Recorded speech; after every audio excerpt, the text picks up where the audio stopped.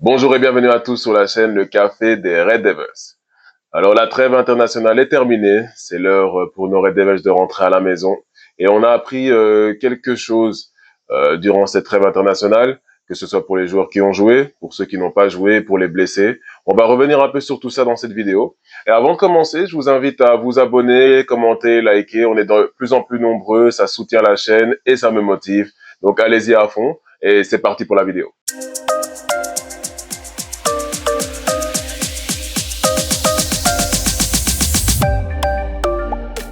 Premièrement, je voudrais aborder le sujet des blessés.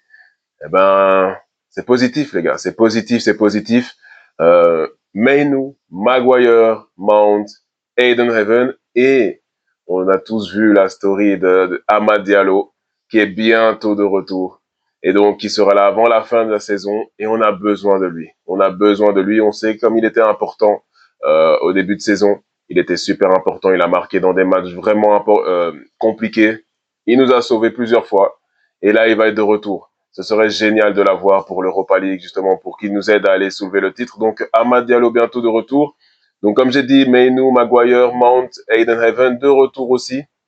Aiden Heaven un peu après le début, donc pas pour Nottingham Forest, mais pour, je pense peut-être City. Voilà, que des bonnes nouvelles, que des bonnes nouvelles. Il y a une petite vague de positivité tout doucement. Voilà, les joueurs sont revenus de la trêve internationale sans blessure. Euh, je voulais parler aussi, voilà, sans transition, mais je voulais parler de Højlund. Højlund qui a marqué un goal donc contre le Portugal au match aller au Danemark 1-0. Voilà, il a marqué avant la fin de la trêve et il marque pendant la trêve donc avec son pays. Est-ce que ce serait un moment déclic pour lui dans sa saison? Ce serait génial pour nous. Si Højlund commençait à marquer, on ne demande que ça. Voilà, comme j'ai dit, moi je tombe dessus, oui, parce qu'il rate des choses et les contrôles, les passes et tout ça, c'est toujours très approximatif. Mais s'il marque, moi, je serais son plus grand fan. Donc voilà, on est toujours à fond derrière nos joueurs. Tout ce qu'on veut, comme on l'a dit, c'est un jeune joueur, donc forcément avec beaucoup de pression sur ses épaules, ben, ça arrive de mal performer. Mais nous, en attendant, on est dans une situation où bah, on a besoin de nos attaquants, on a besoin de tous les joueurs, mais les attaquants, on a besoin de ça parce que c'est un domaine où on a des difficultés. Et donc, s'ils pouvaient commencer à marquer, ce serait absolument génial. Donc, ça, c'est un des points aussi positifs à retenir euh, pour durant cette trêve internationale et pour le retour donc en championnat de Manchester United.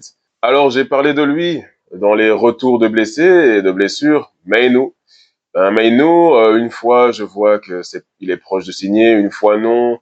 Il semblerait qu'il demande un très gros salaire, donc voilà, je ne nie pas son talent. C'est un de nos joueurs le plus talentueux, si pas le plus talentueux.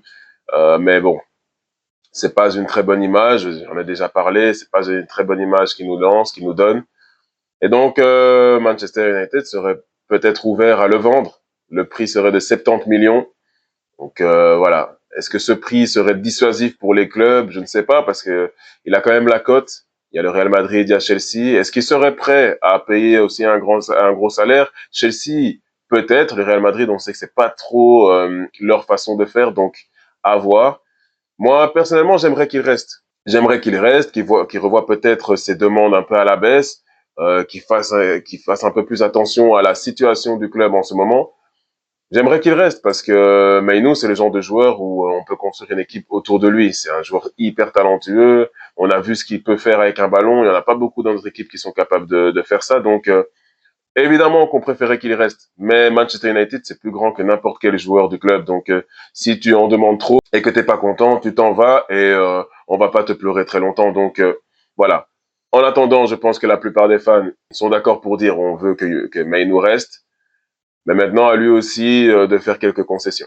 On a vu Amorim et Bruno Fernandes sont tous les deux nominés donc pour le prix du meilleur entraîneur du mois en Première Ligue et le prix du meilleur joueur du mois en Première Ligue, du mois de mars.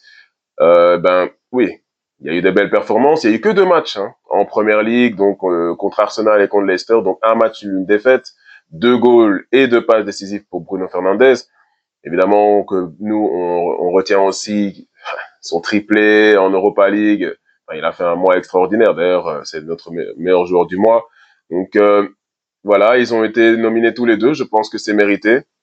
Et aux côtés de Bruno Fernandes, il y a un nom assez connu, un visage assez familier, c'est Elanga. Elanga, donc de Nottingham Forest, ancien de la maison, et qu'on va affronter le 1er avril. Donc voilà, c'est assez marrant.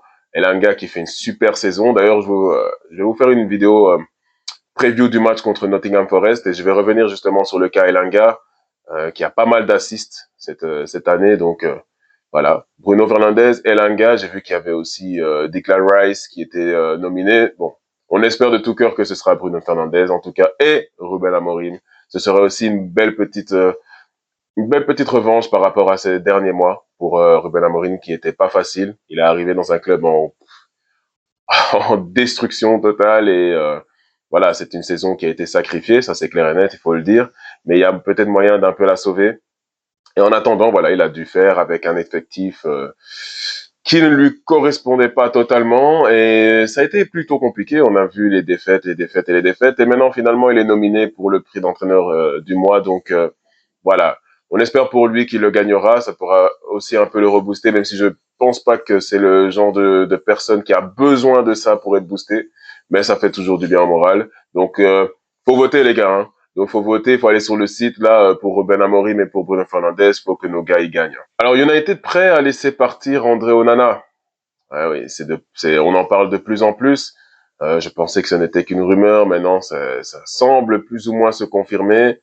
Et donc, United se penche sur différents gardiens.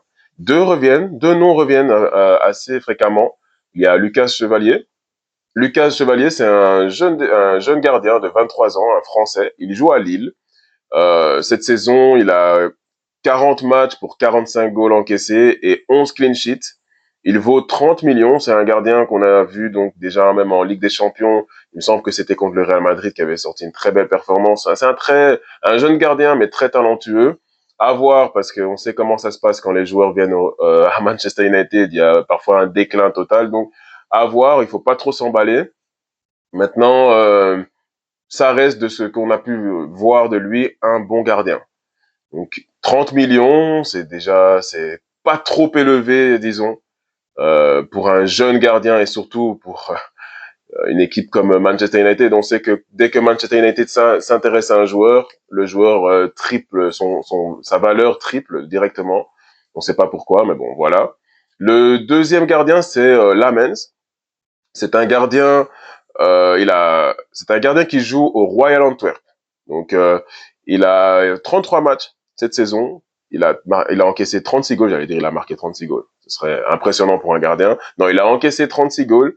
Il a fait 7 clean sheets et lui, il vaut 7,50 millions. C'est un jeune gardien aussi. Il a 22 ans. Je ne le connais pas trop, donc je préfère pas trop en parler. C'est pour ça que j'ai été un peu voir ses stats, etc. Voilà, si vous connaissez un peu ce joueur, dites-moi en commentaire ce que vous pensez de lui. Lamens, donc voilà, je ne connais pas vraiment, je peux pas trop m'éterniser sur lui, mais voilà, donc c'est pour dire que Onana est vraiment potentiellement sur le départ.